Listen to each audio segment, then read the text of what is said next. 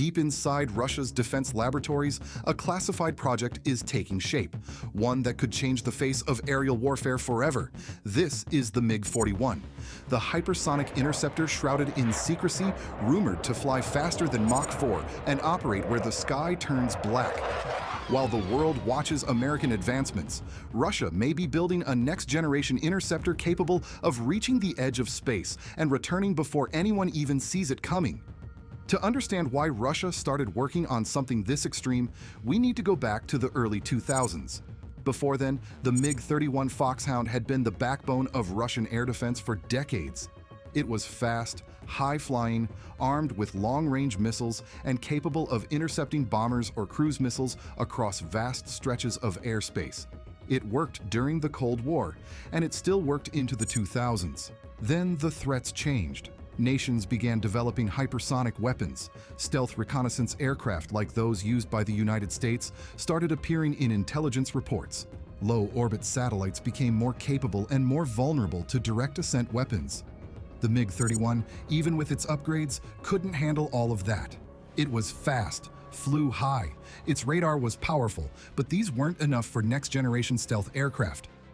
Then, in 2013, the Mikoyan Design Bureau publicly confirmed that preliminary research had begun on what they called the PAKDP, which means Prospective Aviation Complex for Long-Range Interception. This wasn't a minor upgrade, it was a new airframe, new engines, new mission profile. The goal was stated clearly in Defense Ministry releases: build an interceptor for the 21st century that could defend Russian airspace against hypersonic cruise missiles, penetrating stealth aircraft, and even satellites in low Earth orbit. That set the direction for the aircraft.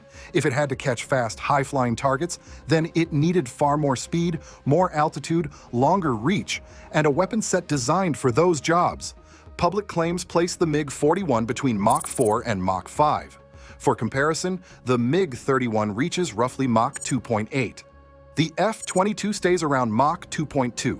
The SR-71, still the fastest operational jet ever built, flew at Mach 3.2. Once an aircraft reaches the Mach 4 range, its interception can change completely. A hypersonic cruise missile traveling at Mach 6 covers roughly 2 kilometers per second. And a jet flying at Mach 4 has a better chance of positioning itself before the missile finishes its flight path.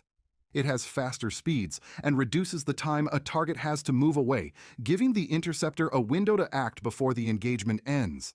At these velocities, heat becomes a primary engineering challenge. The SR-71's titanium skin reached 300 degrees Celsius at cruise. The MiG-41 would face even higher surface heating, causing metals to expand, and fuel systems must stay stable while the aircraft heats up in flight. But Russian sources have often mentioned that the MiG-41 would use advanced titanium alloys and possibly ceramic composites in high-temperature areas. And its fuel would likely be a specialized kerosene blend, similar to how the SR-71 used JP-7. The MiG-41 is expected to reach roughly 30,000 meters, or around 100,000 feet. Most fighters operate between 50,000 and 60,000 feet. Missile batteries that claim to reach this height do so with difficulty, losing control and energy as they climb. Flying that high gives several advantages. The radar horizon can stretch much farther, allowing earlier detection of distant targets. Missiles fired upward into thin air can lose speed rapidly, and enemy aircraft would struggle to reach the same height before their engines and fuel limits stop them. To reach Mach 4 or higher, the MiG-41 will need engines that change their operating mode as the aircraft accelerates. A normal jet engine will handle low-speed flight. As the aircraft gains speed, a ramjet will become more effective because the forward motion will compress the incoming air without needing heavy mechanical parts.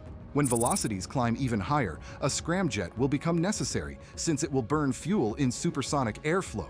The MiG-41's propulsion system is expected to follow a combined cycle layout.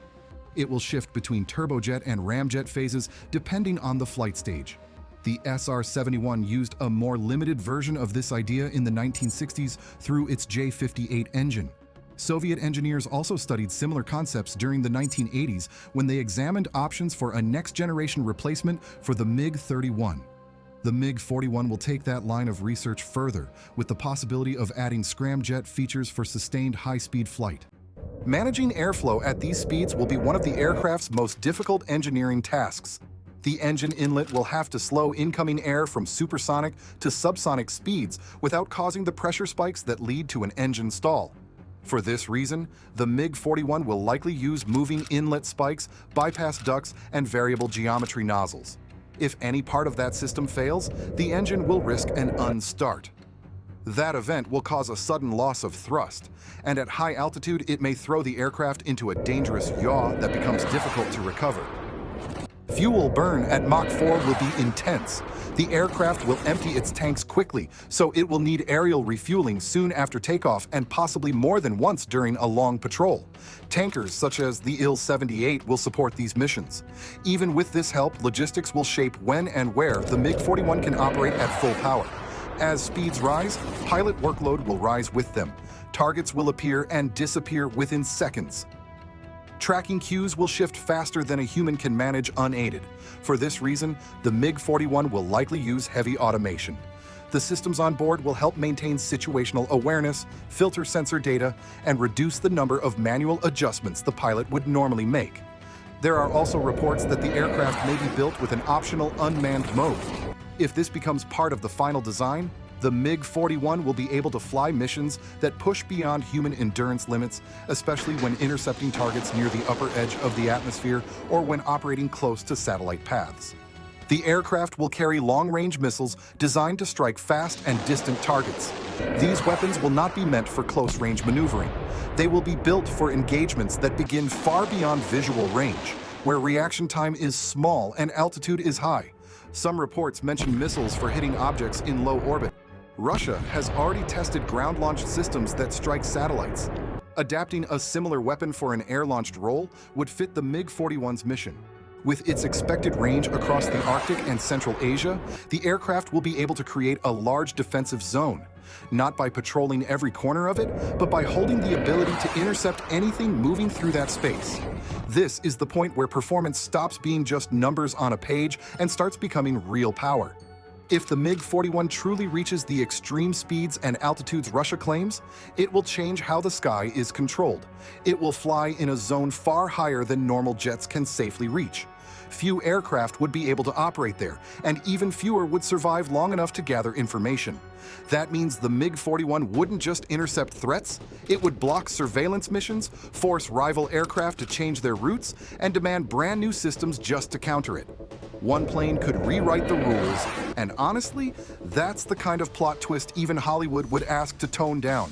Aerospace planners around the world would also have to adjust to a much bigger shift. The MiG-41 stretches the contested space upward, reaching into the lower edge of satellite traffic, an area that used to be mostly untouched by fighter aircraft. Interception would no longer be limited to planes and missiles. It would push nations to build faster missiles, stronger sensors, and higher-flying aircraft, because no one wants to be caught looking slow when the competition is flying near space. Even before the MiG-41 becomes a real operational jet, the idea alone is already shaping military planning. Countries react to future threats, not just current ones. That means budgets change, research gets redirected, and doctrines are rewritten. If Russia builds the MiG-41 in real numbers, the global impact on long-term air strategy will be massive. Right now, the MiG-41 is mostly a design, some test claims, and a long list of promises. But if Russia brings this aircraft into service, and it performs even close to what they're advertising, then the edge of space becomes the next battlefield. Not in 20 or 30 years, much sooner.